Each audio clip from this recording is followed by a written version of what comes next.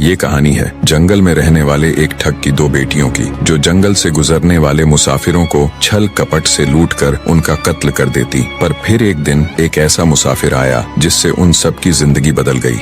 एक गुस्सैल राजा ने अपने पुत्र के किसी दोष के कारण उसे देश निकाला दे दिया। राजकुमार ने दुखी मन से अपने गुजारे के लिए 4 लाल और कुछ स्वर्ण भी अपने साथ ले लिए और भरे हृदय से अपने पिता का महल छोड़ दिया। चलते चलते वो जब शहर से कुछ दूर पहुंचा तो उसे एक साधु का आश्रम दिखाई दिया। राजकुमार उस साधु को दंडवत प्रणाम करके एक तरफ बैठ गया। जब साधु ने उसकी मायूस शक्ल और देह पर कीमती वस्त्र देखे तो साधु ने उससे पूछा, बच्चा तुम कौन हो और यहाँ कैसे आए? राजकुमार बोला, महाराज मैं राजा चंद्रगुप्त का पुत्र महेंद्रगुप्त हूँ। मुझे मेरे पिता ने देश निकाला दे दिया है, इसीलिए मैं परदेश जा रहा हूँ। रास्ते में आपका आश्रम दिखाई दिया तो मेरे मन में आया कि आपके भी दर्शन करता चलूं। साधु ने महेंद्रगुप्त की बात सुनकर कहा, वत्स तुम नेक इंसान हो और परदेश जा रहे हो, इसलिए मैं तुम्हें 4 बातें बताता हूँ। तुम उन बातों पर अमल करना। परदेश में ये बातें तुम्हारे अवश्य ही काम आएंगी। पहली यह कि परदेश में एक से भले 2 होते हैं। दूसरी यह कि परदेश में दूसरे के हाथ का बना खाना मत खाना। अगर खाना भी पड़े तो पहले किसी जानवर को खिला देना।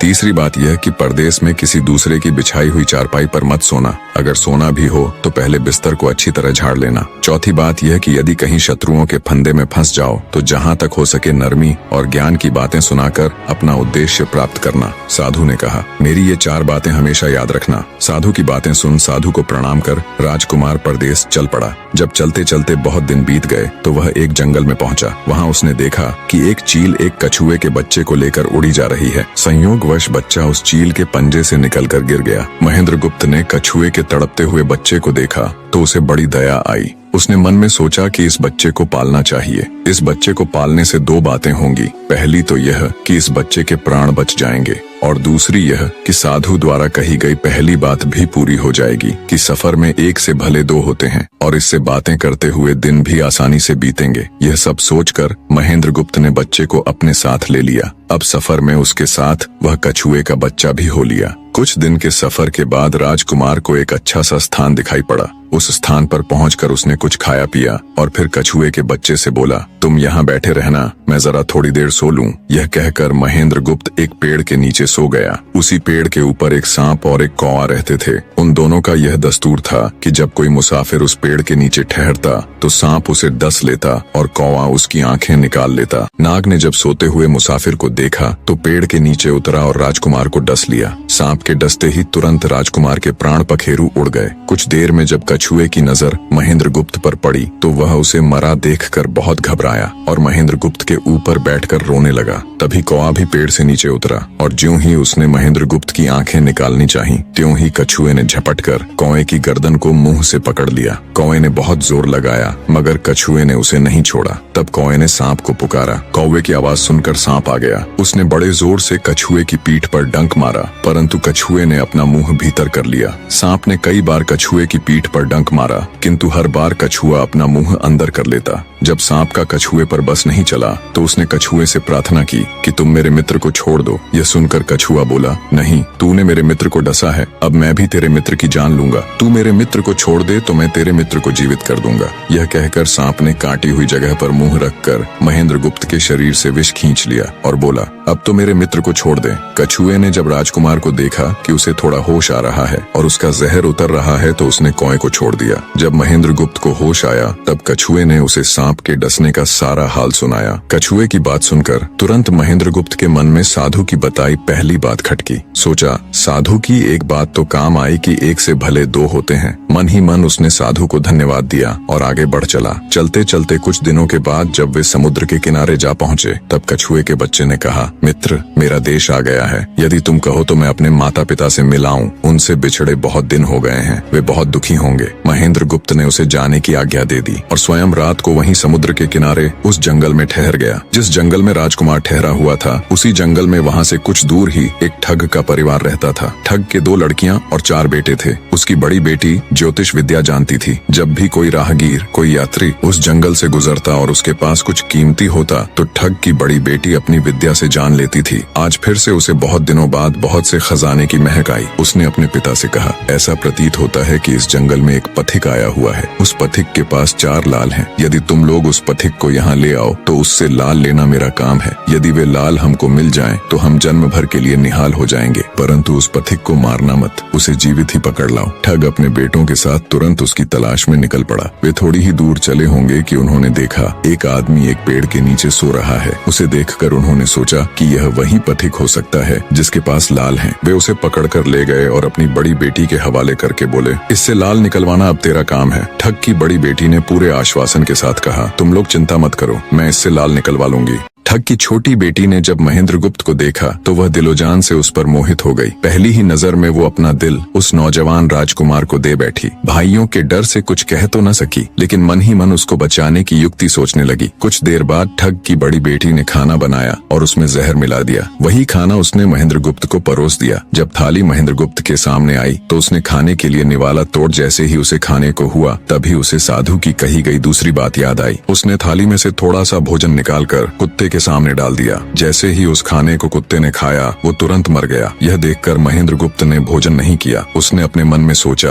कि साधु की दूसरी बात भी काम आई। अपनी इस चाल को असफल होते देखकर ठग की बड़ी बेटी को गुस्सा तो बहुत आया, पर वो अपने गुस्से को अंदर ही अंदर पी गई। उसने महेंद्रगुप्त के सोने के लिए पलंग तैयार करवाया और उससे कहा, जाओ पथिक, ऊपर के कमरे में तुम्हारे लिए पलंग तैयार करवा दिया है, अब तुम आराम करो। कई दिनों की सफर की यात्रा के कारण थका हुआ राजकुमार जब ऊपर आया तो उसे बढ़िया धुली हुई चादर पलंग पर बिछी हुई दिखाई दी। सोचा जो हुआ सो हुआ, कई दिनों के बाद चैन की नींद तो सोने को मिलेगी। वो जैसी ही पलंग पर बैठने को हुआ तो उसे साधु की तीसरी बात याद आई कि परदेश में हमेशा बिस्तर को झाड़कर सोना। जैसे ही उसने बिस्तर को झाड़ा तो उसके होश उड़ गए। वो बिस्तर एक कच्चे सूत से तैयार किया गया था जिसके नीचे आग का कुआं था। महेंद्रगुप्त ने देखा कुएं के अंदर बड़े बड़े आग के अंगार धधक रहे हैं। सोचा साधु की तीसरी बात भी काम आई। उसने एक बार फिर मन ही मन साधु का धन्यवाद किया और पास पड़ी एक टूटी हुई चारपाई पर लेट गया। थोड़ी देर पहले जो राजकुमार चैन की नींद लेने की सोच रहा था, अब नींद उसकी आंखों से कोसों दूर थी। अब तो उसे अपनी जान के लाले पड़े थे। सोचने लगा आज की रात बचना बहुत कठिन है। तभी ठग की छोटी बेटी मौका पाकर आई और कहने लगी, हे प्रिय, मैं तुम पर दिलोजान से न्यौछावर हूँ, परंतु आज की रात मेरे वश में कुछ नहीं है। आज की रात मेरी बड़ी बहन की बारी है। जिस तरह भी हो सके बस आज की रात मेरी बहन से अपने प्राण बचा लो, कल मेरी बारी है। हे स्वामी, मैं तुम्हारी दासी हूँ, मैं तुम्हें साफ बचा लूंगी। इतना कहकर ठग की छोटी बेटी चली गई। जब सब लोग खाना खा चुके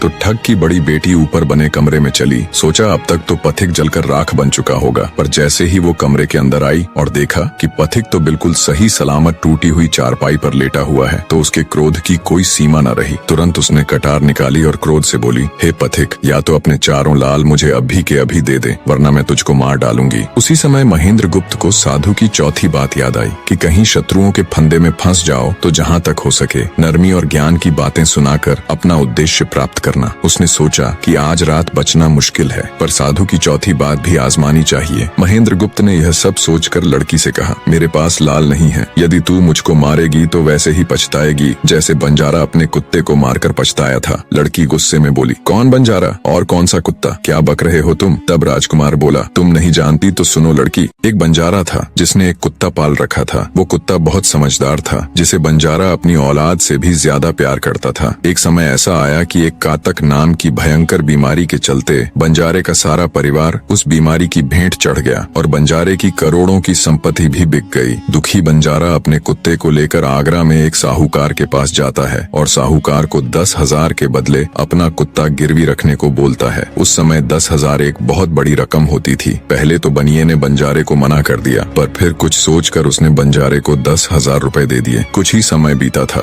कि एक रात सेठ के घर डाकू घुस गए। बंजारे का कुत्ता सब हरकत देख रहा था। सोचा भौंकूंगा तो परिवार के सब लोग उठ जाएंगे और ये डाकू उनका भी कत्ल कर देंगे। वो चुपचाप बस उनको देखता रहा। जब डाकू सेठ के घर चोरी किए हुए धन को लेकर चल पड़े तो कुत्ता चुपचाप उनके पीछे पीछे हो लिया। सेठ के पास इतना धन था कि डाकू उसे निकाल तो लाए, पर अब उनसे वो लेकर चला भी नहीं जा रहा था। दिन भी निकलने के करीब हो चला था। डाकुओं ने सोच विचार कर उस धन को एक तालाब के अंदर छिपा दिया। सोचा बाद में आराम से निकाल ले जाएंगे। कुत्ता डाकुओं की सब करामात देख चुपचाप वापस घर चला गया। सुबह हुई तो सेठ के घर कोहराम मच गया। पता चला कि चोर सारा धन निकाल ले गए। सेठ का रो रो कर बुरा हाल था। आसपास के लोग उसे दिलासा दे रहे थे। सेठ ने रोते रोते कहा, मैंने सुना था बंजारे का कुत्ता बहुत समझदार है, पर ये नमक हराम तो एक बार भौंका तक नहीं। तभी बंजारे का कुत्ता उस सेठ की धोती पकड़कर खींचने लगा। कुत्ते की हरकत देख पास खड़े एक समझदार व्यक्ति ने सेठ से कहा, सेठ जी, ये कुत्ता कुछ कहना चाहता है, हमें इसकी सुननी चाहिए। और सभी लोग कुत्ते के पीछे पीछे हो लिए। सबको लेकर कुत्ता उसी तालाब के पास पहुंच गया जहां रात को डाकुओं ने सारा धन छिपाया था, और तालाब में घुसकर अशर्फियों से भरी थैली अपने मुंह में दबाकर बाहर आया। तुरंत सेठ के नौकर उस तालाब में कूद गए और चोरी किया हुआ सारा धन बरामद कर लिया। सब देख सेठ आंखों में अश्रु लिए कुत्ते से कहता है, मुझे माफ कर देना, मैंने तुम्हें बहुत बुरा भला कहा। सेठ ने वही कागज मंगवाया और बंजारे के नाम चिट्ठी लिखी, भाई बंजारे, तेरे कुत्ते ने मेरे 10,000 पूरे कर दिए। मैं तेरे कुत्ते को तेरे पास भेज रहा हूँ। अगर तुझे और भी 10, 20, 50 हजार की जरूरत हो तो मेरे पास आकर ले जाना। इतने समझदार कुत्ते को मेरे पास छोड़ने के लिए तहे दिल से तुम्हारा धन्यवाद। बनिया चिट्ठी कुत्ते के गले में टांग उसे नम आंखों से विदाई देता है। कुत्ता घूमता घूमता जब 4-5 दिन बाद बंजारे के पास पहुंचता है तो कुत्ते को आता देख बंजारे के तन बदन में आग लग जाती है। कहता है, मैं तुझे बनिए के पास गिरवी रख कर आया था और तू वहाँ से भाग आया। तूने मेरी बेइज्जती करवा दी। गुस्से में अंधा हुआ बंजारा तुरंत पिस्तौल निकाल कुत्ते को गोली मार देता है और सिर पकड़कर वहीं बैठ जाता है। कुछ देर बाद जब उसकी नजर कुत्ते के गले में टंगी हुई पर्ची पर पड़ी तब बंजारा वो पर्ची निकाल उसे पढ़ता है। पर्ची पढ़ते ही बंजारा फट पड़ता है। वो दहाड़े मार मार खून के आंसू रोता है। पर अब भला क्या हो सकता था। बंजारे की कहानी सुना महेंद्र गुप्त ठग की बेटी से कहता है, एक और कहानी सुनो लड़की। एक राजा के पास एक बहुत समझदार पढ़ाया हुआ तोता था। वह बड़ा चतुर था। एक दिन राजा तोते को अपने साथ गंगा स्नान को ले गया और उसको घाट पर बैठाकर स्वयं स्नान करने लगा। तभी तोते की नजर अमर फल पर पड़ी जो पास ही नदी में बहता हुआ आगे बढ़ा जा रहा था। वह उसको नदी से बाहर निकाल लाया और राजा के आने पर उसको वह अमर फल देता हुआ बोला, महाराज, यह अमर फल है, इसे खा लीजिए। राजा ने कहा, मैं अकेला अमर फल खाकर क्या करूंगा, अपने बाग में लगा दूंगा। जब इसमें फल लगेंगे तब सब कुटुंबियों को खिला कर अमर कर दूंगा। गंगा स्नान से लौटकर राजा ने वह फल माली को देकर कहा, इस फल को बाग में लगा दो। थोड़े ही दिनों में पेड़ फल फूल गया, उसमें फल लगने लगे। एक दिन एक फल पककर पेड़ से गिरा तो उसे सांप ने सूंघ लिया, जिससे वह जहरीला हो गया। अनजान माली वह अमर फल लेकर राजा के पास आया। राजा फल को देखकर बहुत खुश हुआ और कुछ सोचकर वो फल पहले कुत्ते को खाने को दिया, क्योंकि राजा बड़ा नीतिवादी और विचारवान था। वह जानता था कि बिना सोचे समझे किसी भी वस्तु को खाना ठीक नहीं होता। राजा ने ज्यों ही वह फल कुत्ते को खिलाया, कुत्ता मर गया। यह देखकर राजा ने क्रोधित होकर अपने तोते से कहा, बेईमान तोते, तू हमें जहर देकर मारना चाहता था। ये कहकर राजा ने क्रोध में आकर तोते को मार डाला और माली से कहा, इस पेड़ के चारों ओर घेरा डाल दो जिससे कोई इसका फल न खा सके। एक दिन उसी शहर में एक सास बहू में भीषण लड़ाई हुई। बुढ़िया घर से निकलकर कहने लगी, आज मैं राजा के बाग में जाकर जहर वाला फल खा लूंगी। ये कहकर वह बाग में आई और जैसे ही उसने फल तोड़कर खाया तो वह 16 वर्ष की युवती बन गई। जब राजा को यह समाचार मिला तो उसे सारा माजरा समझते देर न लगी। राजा को बड़ा दुख हुआ। वह कहने लगा, वास्तव में यह अमर फल ही है, मैंने व्यर्थ ही इतने समझदार तोते को मार डाला। इतनी दास्तान कहते कहते सवेरा हो गया। तब ठग की बेटी ने महेंद्र गुप्त से कहा, आज तो तूने मुझे बातों में लगाकर अपनी जान बचा ली, परंतु आज रात मेरी छोटी बहन की बारी है, वो तुझे हरगिज जीवित न छोड़ेगी। जब ठग की छोटी बेटी को पता चला कि महेंद्र गुप्त जिंदा और बिल्कुल सही सलामत है तो उसकी खुशी का ठिकाना न रहा। अपनी बहन को दिखाने के लिए ऊपरी मन से बोली, तुम निश्चित रहो बहन, मैं आज इससे लाल लिए बगैर छोड़ने वाली नहीं हूँ। दिन बीता और रात हुई। तब ठग की छोटी बेटी महेंद्र गुप्त के पास गई और बोली, भगवान का शुक्र है जो तुमने चालाकी से अपनी जान बचा ली। महेंद्र गुप्त बोला, तुम सब ऐसा क्यों करते हो? तब ठग की छोटी बेटी बोली, हमारी तो यही रीति है कि मेरे भाई और बाप मुसाफिरों को पकड़ कर लाते हैं और हम बहनें अपनी चालाकी से उनसे माल हथिया कर उन्हें मार डालती हैं। फिर वह बोली, पर तुम चिंता मत करो, अब मेरी बारी है और मैं तो दिलो जान से तुम्हारी दासी हूँ, तुम्हें जैसा समझ पड़े वैसा ही करो। यह सुनकर महेंद्र गुप्त बोला, प्रिय, तुम भी मुझे देखते ही पसंद आ गई थी। दिल करता है कि हर पल तुम्हारे पास ही रहूं। तुम अपनी बड़ी बहन की तरह नहीं हो, तुम एक नेक दिल औरत हो, तुमसे मेरा कुछ भी छिपा हुआ नहीं है। उसकी बात सुनकर ठग की बेटी ने कहा, तुम कहते हो कि मुझसे कुछ भी छिपा नहीं है, तो फिर वे लाल कहाँ हैं? महेंद्र गुप्त ने कहा, वो चारों लाल मेरी जांघ में हैं, अगर तुम निकालना चाहो तो निकाल लो। राजकुमार की बात सुन ठग की छोटी बेटी बोली, प्यारे वो लाल तुम्हें ही मुबारक हो। मैं तो तुम्हारी दासी हूँ, तुम्हारे दर्शनों की प्यासी हूँ, मुझे तुम्हारे सिवाय और कुछ नहीं चाहिए। ये सुन महेंद्र गुप्त बोला, जो कुछ तुमने कहा है वह तो सब ठीक है, लेकिन ये प्यार और प्रेम की बातें सब धरी रह जाएंगी जब हमारे शरीर में प्राण ही नहीं रहेंगे, क्योंकि जब तुम्हारे बाप और भाइयों को इसका पता लगेगा तो हम दोनों की खैर नहीं। तब ठग की बेटी बोली, तुम चिंता मत करो, मेरे पास इसका भी उपाय है। आज रात को सबके सोने के बाद हम यहाँ से भाग चलेंगे और कहीं बहुत दूर रहेंगे जहाँ कभी मेरे भाई और बाप पहुँच न सके। महेंद्र गुप्त बोला, पर ये सब होगा कैसे? बोली, यहाँ से निकलने का एक ही उपाय है। मेरे पिता के पास 2 ऊँटनियाँ हैं, उनमें से एक तो दिन भर में 60 कोस चलती है और दूसरी दिन भर में 100 कोस चलती है। तुम उनमें से बड़ी वाली को खोल लाना, तब तक मैं हम दोनों के लिए कुछ धन बांध कर रख लूंगी। जब आधी रात हुई तब महेंद्र गुप्त ऊँटनी को खोलने चला गया। महेंद्र गुप्त ऊँटनी ले तो आया, मगर जल्दबाजी के कारण वह बड़ी के स्थान पर छोटी को ले आया। ठग की बेटी बहुत सा माल लेकर ऊँटनी पर बैठ गई और दोनों चल दिए। ऊँटनी जब चलते चलते 60 कोस पहुंची तो जंगल में रुककर खड़ी हो गई। बीच जंगल में ऊँटनी को खड़ी देखकर महेंद्र गुप्त और ठग की बेटी के होश उड़ गए। ठग की बेटी बोली, अनर्थ हो गया, तुम रात के अंधेरे में बड़ी ऊँटनी की जगह छोटी को ले आए। मेरे पिता और भाई आते ही होंगे, वो हमें नहीं छोड़ेंगे। इधर जब सवेरा हुआ तो ठग ने देखा कि उसकी बेटी और मुसाफिर दोनों गायब हैं। उसने सोचा कि निसंदेह वह बदमाश मेरी बेटी को भगा ले गया है। तबेले में जाकर देखा तो पाया कि छोटी ऊँटनी गायब है और बड़ी वहीं है। सोचा ज्यादा दूर नहीं गए होंगे और ऊँटनी पर सवार होकर उसने उसे तेजी से दौड़ा दिया। थोड़ी ही देर में जंगल में उस स्थान पर जा पहुंचा जहां महेंद्र गुप्त और उसकी बेटी ठहरे थे। महेंद्र गुप्त ने जब उसको आते देखा तो बहुत घबराया और कहने लगा, देखो तुम्हारा पिता आ रहा है, अब उससे प्राण कैसे बचेंगे? लड़की ने कहा, घबराओ मत और जो मैं कहती हूँ उसे ध्यान से सुनो। जाओ, जाकर उस पेड़ पर चढ़ जाओ। जब मेरा बाप तुम्हें पकड़ने के लिए आएगा और पेड़ पर चढ़ेगा तो मैं चुपके से बड़े वाली ऊँटनी पर चढ़कर उसको तुम्हारी डाल के नीचे खड़ा कर दूंगी। तुम कूद कर उस पर बैठ जाना, इस प्रकार हम दोनों बचकर साफ निकल जाएंगे।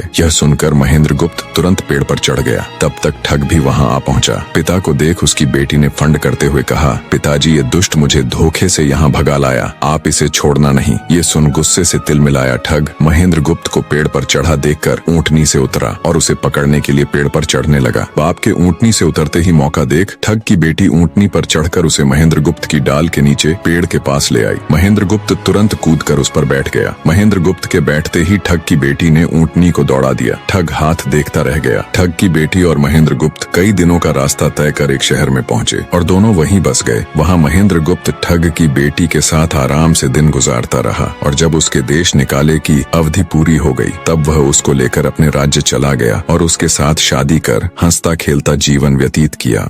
निष्कर्ष, महेंद्र गुप्त और ठग की बेटी की यह कथा हमें यह सिखाती है कि प्रेम और विश्वास का बंधन सबसे मजबूत होता है। जब बुद्धिमत्ता, धैर्य और निस्वार्थ प्रेम मिलते हैं तो असंभव को भी संभव बनाया जा सकता है। जीवन में चाहे कितनी भी कठिन परिस्थितियां क्यों न आए, सही निर्णय, संयम और परस्पर विश्वास हमें हर संकट से बाहर निकाल सकते हैं।